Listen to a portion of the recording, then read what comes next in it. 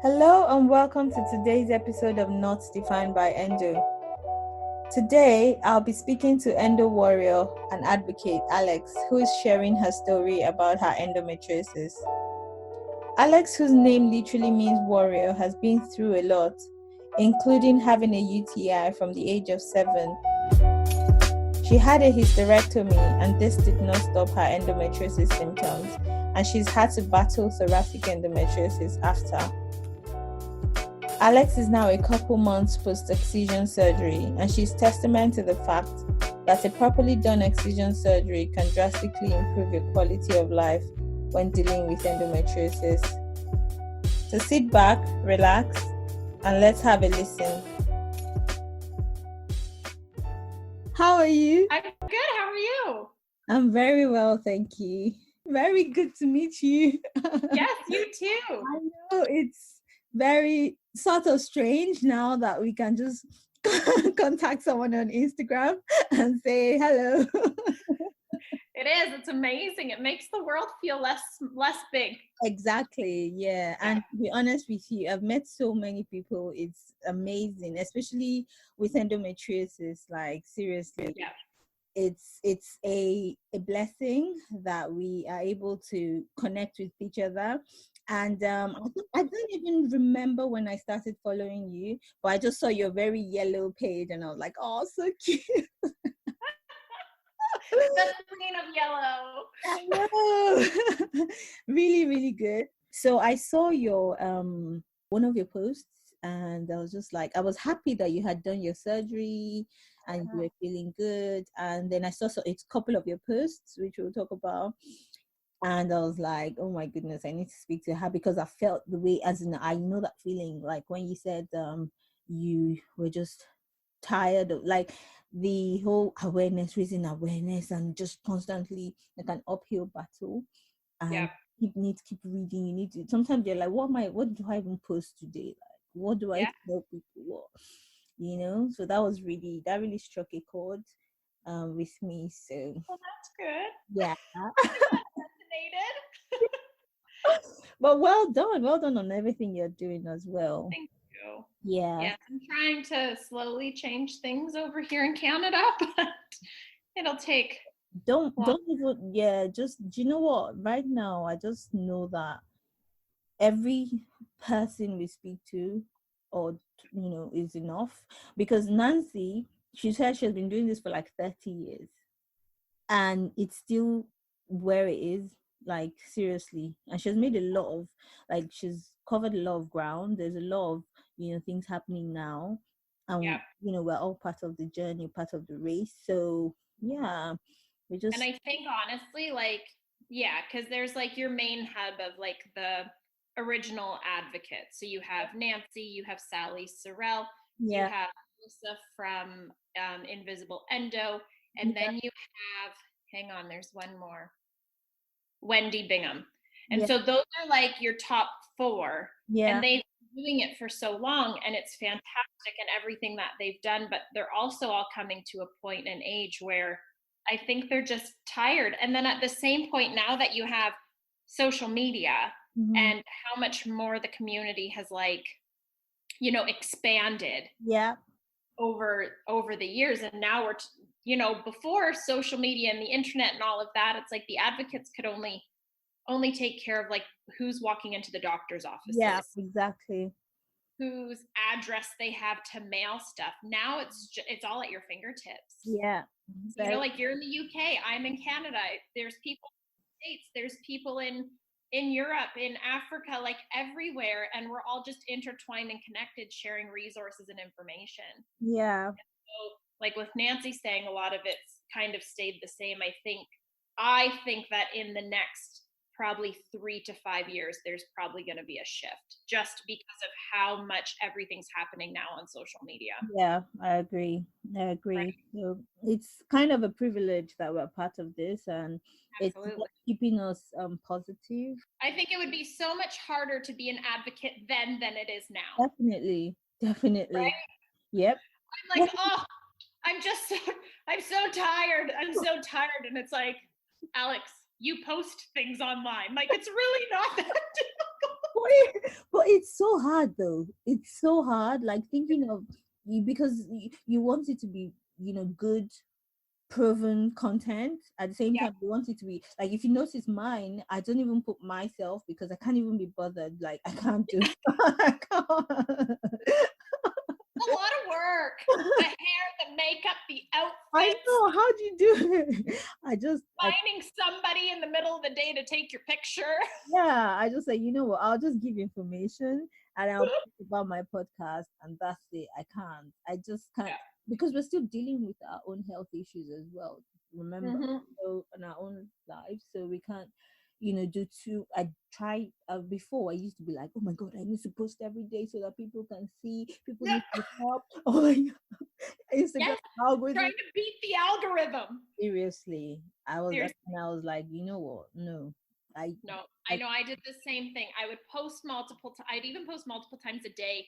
I would search hashtags yeah. and try and do this and try and do that. And then it got to the point that I'm like, you know what? Like, if you want to follow me, follow me. Exactly. Seriously, I'm just like, I can't do this anymore. This is Anyway, so so let's talk about you a bit more now. okay. Yeah. So can you just share your story right from the onset of your symptoms to where you are today? That's a big question. I know. So my symptoms started when I was 7. 7. I was 7. Wow. Yeah. So at the age of so I was 7. I had chronic recurrent UTIs. I would get a bladder infection every 6 to 8 weeks from the moment I was 7 until I was 25. And so I'll get to how that changed at 25. But so I was 7 years old when my symptoms started. I knew about endometriosis when I was 9 because that's when my mom was diagnosed. And then my symptoms became apparent at my very first menstrual cycle when I was 14. So I had adenomyosis as well. Wow. So my periods would be extremely painful. I would pass blood clots the size of ping pong balls. My period would be anywhere from 12 to 24 days long per month. I was on birth controls, you name it. I've been on it. I've been on birth controls since I was 14. Wow. They would shorten my cycle down to about 9 to 12 days. The shortest period I think I can ever remember having was 7 days, and that was like amazing. My goodness. I remember there was a time mine was going longer as well. I started having it for like 8 to 10 days, and I was like, what the hell is this? Like, I can't do this. So for you to be experiencing it 12 to 20, that is painful. Yes, it was crazy. So I tried pretty much every medication. Birth controls would work for like the short term. They would work for about 6 to 12 months, and then they would just kind of stop, and the pain would come back and the bleeding would increase, and we would be back to all of that. I was chronically constipated my entire life. Thank you, Endo. Which then, painful bowel movements and all of that kind of all ended up being in the same category. It took 5.5 years to be diagnosed. And that was 5.5 years of going into doctor's offices with my mom and essentially saying, I have endo. She has all the symptoms of endo. So she has endo. Why does it take, I don't understand. Why does it take them so long? This is the age-old question, and this is what we are fighting for, really. Yep. And then my maternal grandmother also had cycle issues, right, but her generation never talked about things like that. So my mom does know that after my mom was born, she underwent a hysterectomy due to her prolonged cycles and painful periods. But obviously back then things weren't where they are now. So we're pretty positive that my maternal grandmother also had endo. So I ended up being diagnosed at 19. And then essentially it just put me, the diagnosis didn't really do much. Like you had said, like it's just the beginning of your journey, really. all it really changed was I ended up getting bumped into another category of medications. So then I started getting into like danazol, which is essentially testosterone, and essentially they just upped the ante of what medication to try next. So that kind of went on up until I was 24. And then in and around the age of 24, the birth control I was on it for 2.5 years and it worked phenomenal. But then it got discontinued. And so I said, you know what, I've been on medications for 11 years at this point. Like, let's just give my body a break and see what happens. 9 months later, I ended up being pregnant with my son. Yay! I know, which I was told would never happen. Yeah, that is an actual miracle. Yeah, which is crazy. And then so once I delivered him, that's when my UTI stopped. So so I don't know what correlation that had or shift or whatever, but for some reason after I delivered him, my chronic UTIs resolved themselves somehow. Or it just moved endo elsewhere. I don't know. With endo, you just don't know, do you? Don't know. And then when he turned a year, we figured if we can do it once, we could do it again. So when he was 15 months, and we got pregnant with my second son. Wow. So and thankfully I had boys. Honestly, that's something that a lot of women with endo are probably thinking about. Like, I don't want this horrible disease to be passed on to my child. Absolutely. Yeah. Absolutely. I was petrified. Because when we got pregnant with my first son, like I was told since the age of, 19, it's going to be really difficult for you to have children. So then I've been with my husband since we were 17. Okay. He had known about this through the whole thing. So I essentially had said, kids might not be in our future, so take it or leave it. And he said that was fine. And we started planning, travel and things we wanted to do. And so then unexpectedly getting pregnant is crazy. It's a whirlwind. But yeah, so then after I had my second son, I went in because at that point I had exhausted all potential birth control options. So after I had my second son, I had done literally every single birth control out there, and I didn't want to have more kids. So my mom had underwent a endometrial ablation where they burn back the lining of your uterus. And she had her tubes tied. So I had said, well, you know what? That worked really great for my mom. It stopped her bleeding, all of that stuff. So I'll go in and get that done. I had that done. It did nothing. Oh, really? Yeah, it did nothing. The difference, though, being is my mom, when she had hers done, she was 46, and they took an ovary. So then essentially, like, you're already premenopausal. Yeah, menopausal. Yeah, true. Right? So that kind of, she wasn't 27. Yeah. So then 6 months later after that, I had made the decision because nothing with my pain or my bleeding or anything changed at all. And up until this point, I was still under the care of a gynecologist. I was never made aware about endosurgeons and Excision until I was 28 years old and I started reaching out to the endometriosis community online. My goodness. Hence why I went through all of these botched surgeries that didn't do anything.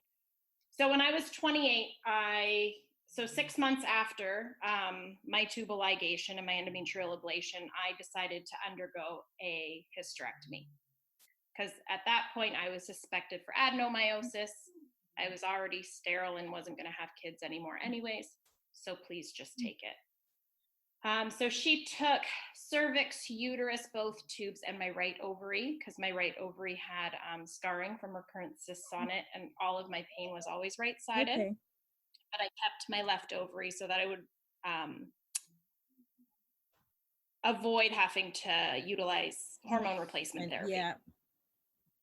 Right? And then shortly after my hysterectomy is when I started to realized that there's such a thing as excision surgery and the difference between an endosurgeon and a gynecologist and all of that stuff. So my mind was blown at that point.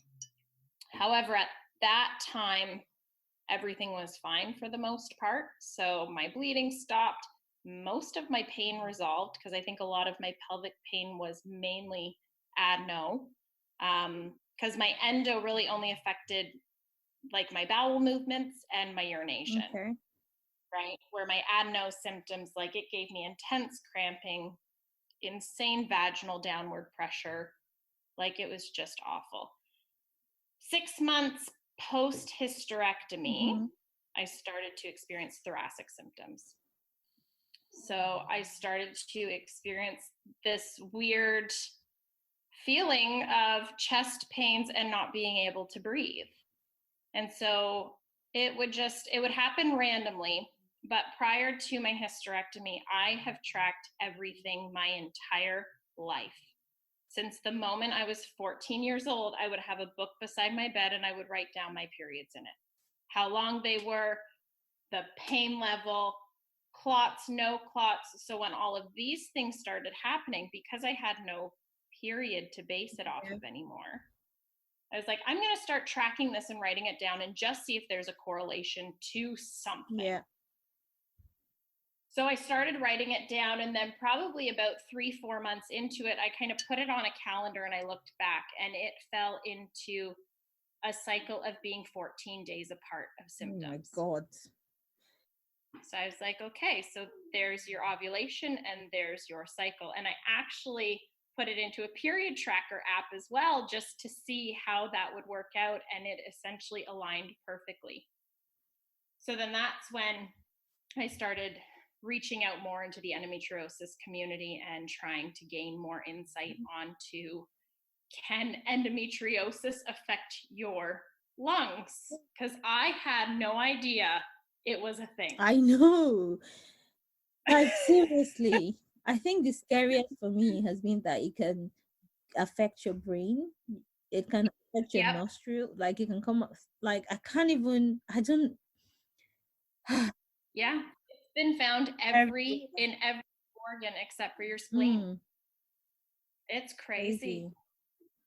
So I ended up going to my family doctor, and I had said, and I had done a very small amount of research at this point. I did enough that I was like, this is what I have. I don't know how it works, but this is what I got. So I went and I had said to him, I am pretty positive that I have thoracic endometriosis. I need to be referred back to my gynecologist in order to be referred to an endosurgeon. Yeah.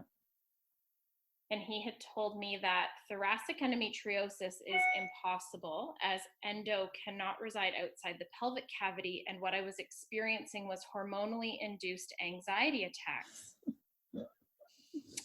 I've never been diagnosed with anxiety in my entire life. So he gave me a prescription for Ativan and Zoloft and sent me on my way, and he refused to send me to my gynecologist. So at that point, I was willing to try anything. So when I would go into a thoracic flare, I'd pop Ativans like they're candy, but it did nothing. So I'm like, clearly, this is nothing.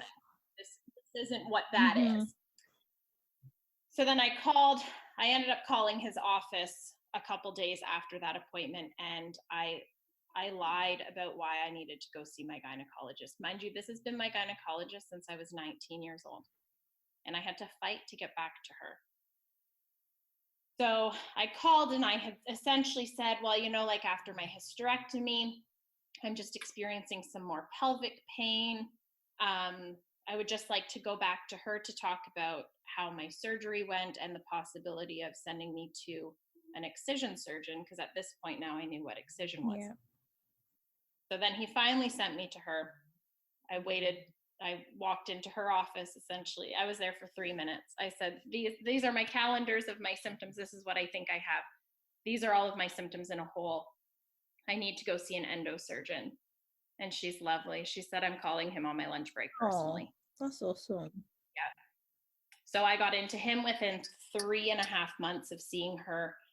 And then it was a back and forth year of going between seeing my endosurgeon and seeing my thoracic surgeon, and then kind of collaborating together in order to get their schedules aligned to do a collaborative surgery. Because I had said, you know, my thoracic surgeon knows the area, my endosurgeon knows the disease. Yeah. I have disease in my pelvis anyway, so why don't we just do a 2-for-1 surgery and get it done and over with? While I was waiting that year, because at this point in time, this was just over a year ago, it was rough. It was really bad.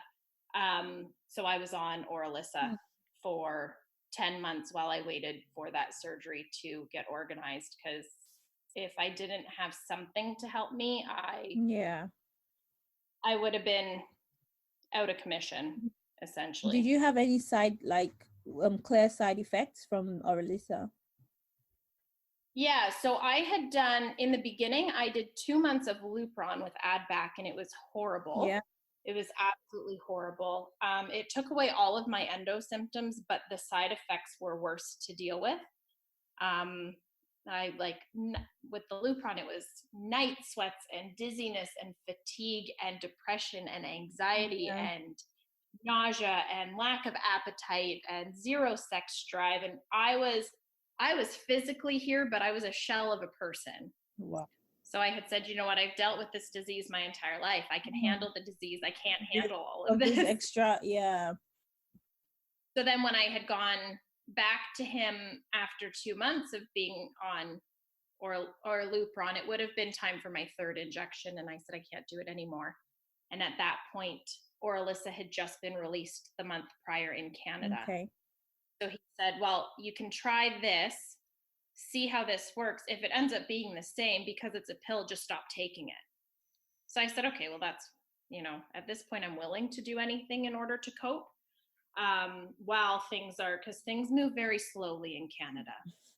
Things go very slow here. Even here, honestly. Yeah. Like, I have friends in the States, and they're in for a consultation. They're on an OR table within 4 months. And I'm like, what? Yeah, I think I don't know about Canada, but I think it has to do with the fact that in the UK, it's the NHS. So, yes. Oh my God, like. Well, so we're very similar. Like, we have nationalized free healthcare. They say free. I'm using air quotes. I use this term loosely. Yeah, I think that's a big factor. Definitely. Yeah. 100%. So the Oralissa, the 150 that I was on, I essentially stayed on that for about 10 months. Okay. And I didn't have very many side effects from it. I had a few night sweats a couple times a month, and that was about it. But it helped me manage. It was by far from fantastic. I was still very symptomatic on it. I ended up doing a science experiment with myself, and I took myself off of it because I didn't feel like it was doing anything. Yeah. And so my flares on it ended up being my everyday off of it. Right. So when I wasn't on it, the way that I would flare while I was on the medication, which would happen like every 3 days at this point, would be my every single day off of it. Plus I would flare on top of that. So it was doing something, but it was far from amazing. Okay. And then halfway through, when I had said, I don't feel like it's doing anything, we ended up doubling the dosage to 300 milligrams, because this was before the 200 milligrams 2 times a day got released in Canada. Okay. So then when I doubled it, I had it did great for my symptoms, but then I had all the same side effects as Lupron. Oh, no. I was like, nope, not doing that. I'll drop back down. Right. Yeah. So it helped me manage and it helped me function. Okay. But it was far from a great treatment of relief. As it is. And realistically, as we all know in this community, it's a Band-Aid solution. Yeah, definitely. You know, and I've been very, very open on my social media about my journey with Oralissa, because I was one of the first few people in Canada to be on it. So I was just like, I'm bringing y'all along with me to see how this See goes. what happens. Because I feel like I utilized it in the sense of how it's supposed to be used. Short term, utilize it as a bridge if you want to. It's everybody's choice to do whatever they want to do and go on whatever they want to go on. But prolonged use of any type of medication is obviously not ideal. Yeah. So I went on it to help me manage while I waited for the gold standard of care of excision surgery. Right. Wow. Yeah. So that's I think I'm still reeling from the fact that you said your symptoms started at 7. Like, there's no way for any young girl to leave. No. Anyway, it got to the point, I want to say I was probably about 13 or 14. And for some reason, I was never referred to a urologist either. And I ask my mom that now, and I'm like, why was I never sent to a urologist? And she's like, I have no idea. Yeah, that's what it is. It's basically, I think in this situation, it's almost like ignorance is bliss, even though you are going through the pain and everything. But we're just not aware. Like everyone, even my mom was like, why didn't I know? Or, but you can't really beat yourself up. You just have to move on. And No, that's why absolutely. this is very important. Like, you're raising awareness, talking about it. Everyone just, everyone around you probably knows about it now. So They sure do. me too. Sometimes I'm like, I'm sorry, but am I talking about endo too much? Not like I'm going to change. I'm always talking about it. I really can't help it. But you know what? Like if you've never experienced it, then it's you don't get it. And that's why this community is so amazing. Like, I started my social media page when I was in the middle of my thoracic endometriosis battle, essentially. And I was just like, what is this? I got so much information from Wendy, who runs the Extra Pelvic Not Rare Facebook page group. She's friggin' phenomenal. And if I didn't have the community behind me and the people around me to help educate me and find those steps, I wouldn't be where I am now. And I started my page and social media to try and find, as funny as this is, to try and find just one person, just somebody else in the world who's going through this, to try and be like, hey, like, you have this and I have this. So now I'm not crazy or alone, and somebody actually gets it. And then now what it's turned into is the complete opposite of that. You are the one, you're the source of strength for a lot of women. So that's so now I have women reaching out to me saying, help me and don't let me feel so alone, which is amazing. And I love how when things come full circle. But that's what I mean. If we didn't have this information in the community online, I feel like we would all just still be wondering what to do next. Yeah, exactly. So now that it's all, I'll say, well, I wouldn't say it's over because we know what endo is, but now that you've gone through the surgery, the excision surgery, how would you say your life has changed? Oh my God. Like, silly question. So I am only 6 weeks post-op, but it's been insane. I have people ask me regularly, like, how are you feeling now? And I'm like, I haven't felt this good in 3 years. Wow. Which is insane. I still become symptomatic. I still get random symptoms, usually when I do too much or if I've had a really busy day. Okay. But that's fairly normal up until about like 6 to 8 months post-op, because obviously, like, there's a lot of healing that is happening in there. Yeah. And like, so they had resected, my thoracic surgeon had resected endo cells out of my thorax. So I currently have staples in my diaphragm, like on the anterior side of my diaphragm. So obviously when, I do too much, all of that kind of gets inflamed, and they had said that it'll take usually a few months to heal and calm down. Okay. Wow. And yeah, it's crazy. And how about your family? How have their lives basically been impacted from watching you when you were in pain to now that you are, hopefully symptom free, mostly. Honestly, even if I become, I know, fingers crossed, even if I become symptomatic, like, for an hour once every 5 days, I'll take it. I know. Because I was literally at the point where I could barely function. With my family, it did a lot of damage. I won't lie. Well, in general, life, family, friends. I lost friendships for the fact that I was no longer able to put anybody before myself. My needs ended up coming first, and everything extra just went out the window essentially. So I didn't have the ability to manage and maintain every single one of my friendships that I had been able to manage and maintain prior. But then in the same sense, it kind of opens your eyes and shows you about all of the amazing friendships that you do have around you. Definitely. With the ones that stuck through and stay with you through it all. My husband ended up having to take on a lot. Oh, I know. They suffer the most, don't they? They really do. We need to make like endo husband support groups. There'll just be a lot of beer involved. Endo husbands unite. Yes.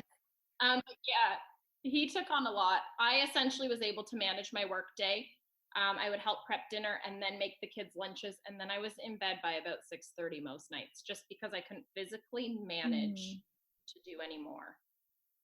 But I pushed myself a lot. I pushed myself. I'm a firm believer in, I'm really stubborn. So even prior to all of my thoracic symptoms, I would never let it dictate what I did in a day. So in that, I pushed myself a lot to try and help even out the balance of home and kids with my husband.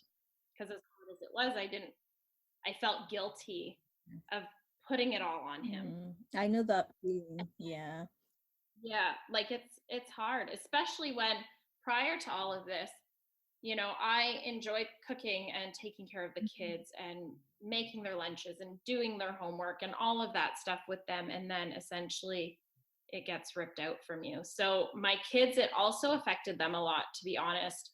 I would go into the bath, as that's where I usually would live.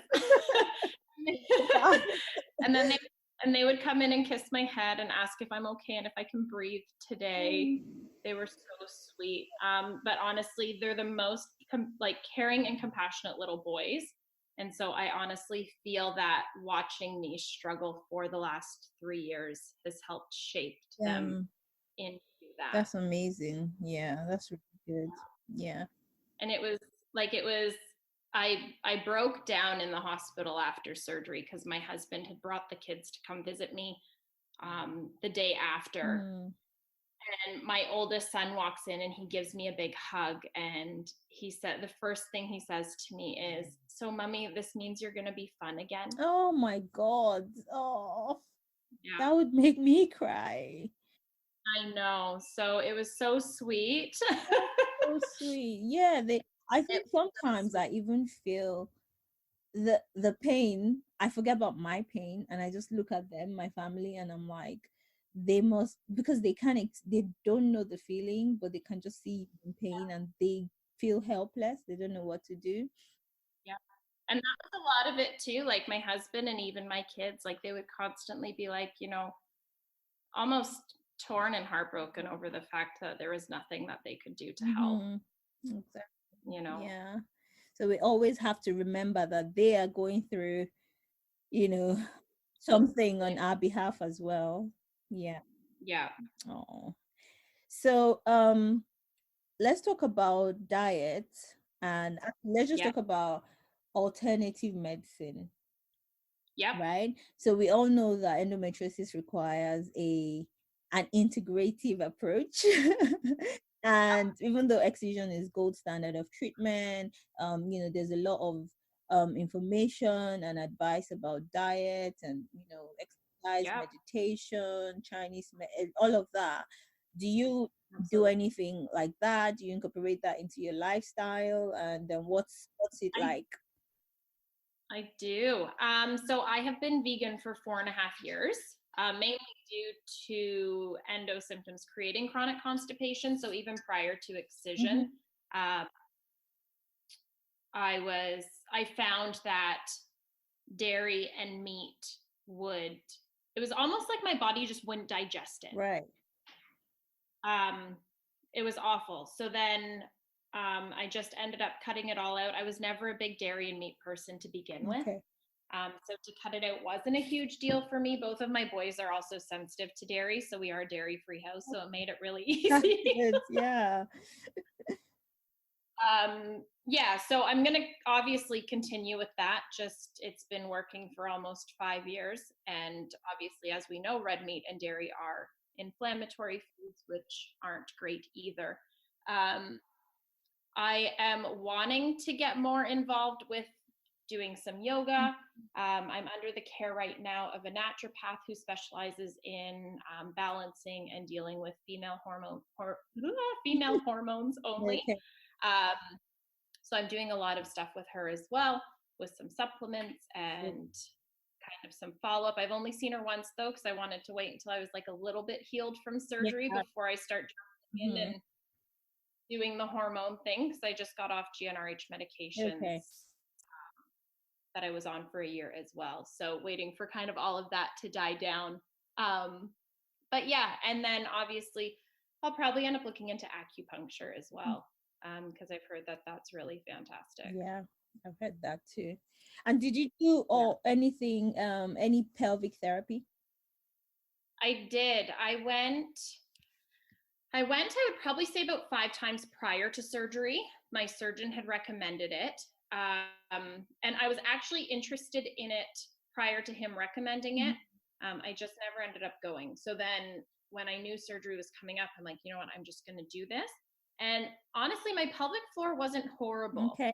So I went about 4 or 5 times. And then even after that, she was kind of like, well, it's your choice if you want to come back.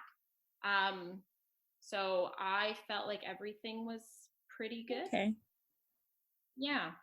But yes, I have heard that pelvic floor can be absolutely phenomenal for pelvic Yeah. pain. Yeah, I've tried it as well. I did a few Yes. sessions and it was really good. But I think Yeah. what's more important than going to a therapist is learning, how it works, and then going home and doing some of those exercises on your own and making it part of your lifestyle. And I still do all of the Yeah, exercises she tells me exactly. about. Yeah, that's it really. Because you can I can't really afford to do it I know. do those sessions like for a long time. Yes, because it gets really expensive over time. Like, because we have, like, I'm lucky I have benefit coverage through my husband's work, which is great. But even at that, it only covers up to a maximum Yeah, amount. And if you surpass that, you're having to pay out of pocket, yeah, true. so it can get costly. Yeah. So let's talk about raising awareness. Like you said in your post, sometimes it just gets tiring Yes. and it feels like an uphill battle. It feels like you'll never end. And sometimes I just want to be loved. I don't want to care. I don't want to love someone. I don't want to help. I just want someone to help me. So Yeah. how do you bring yourself back up? How do you remind yourself that, it's for the greater good? Or how do you keep yourself motivated in this race? Right. And it's so true. And I'm honestly slowly getting myself back out of that. Because the last few weeks, obviously, because you're following me on social Yeah. media, I went through a tug of war with myself. Just the mental thought process of thinking, oh, you can't make a change. You're just one person. Yeah. It's such a bigger systemic issue. Like, what am I going to be able to do with that? When you look at it as a whole picture, and honestly, it's defeating. Like, it is so defeating. There are times where it is so defeating. But taking small breaks from it, I think, is imperative, as we had talked earlier, and it's like, well, I have to post something every day, or I have to post something every 2 days, or I have to, check in all my messages and all of that. It's like, it's great for 6 months, and then your fire starts to go out. Yeah, definitely. It can easily turn into a full-time job, which is crazy. So I find taking much needed breaks is really good. I've done it. I'm slowly coming back into it, but I had to pull myself out from it for a few days at a time, just to give myself the break, because it can honestly become consuming. Yeah. And then finding things that you enjoy outside of endo is also so imperative. Yep.